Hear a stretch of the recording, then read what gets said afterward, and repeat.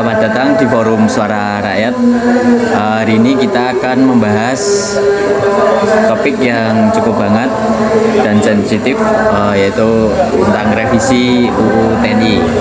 Banyak yang bilang langkah ini mundur, ada juga yang bilang ini bentuk adaptasi.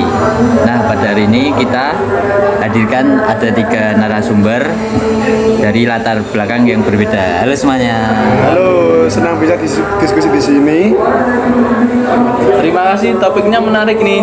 Siap, kita bahas secara jernih ya.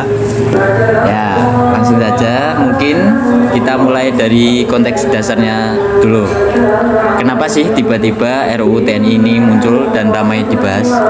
Menurutku RUU ini sebenarnya muncul dari kebutuhan revisi UU TNI yang berusia hampir atau mungkin lebih ya dari 20 tahun.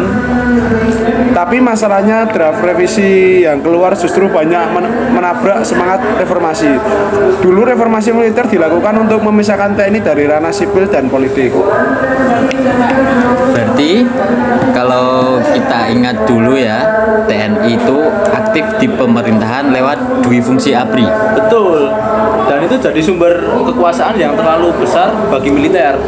Setelah tahun 1998, kita sepakat militer itu netral. Nah, RUU baru ini justru membuka kembali celah peran sipil untuk prajurit aktif. Itu problemnya.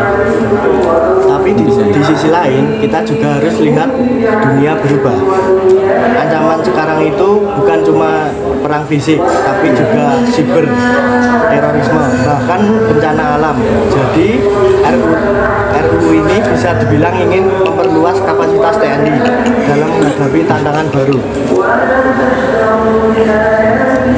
Oke, kita masuk ke inti RUU-nya. Sebenarnya pasal mana sih yang paling kontroversial itu? Menurutku ada pasal soal prajurit aktif boleh menduduki 18 jabatan di sipil. Itu termasuk di kementerian, bahkan BUMN. Ini jelas melanggar prinsip sipil. Dalam sistem demokrasi, sipil harus di atas militer, bukan sebaliknya. Jadi kita tuh harus berada di atas militer dalam sistem demokrasi.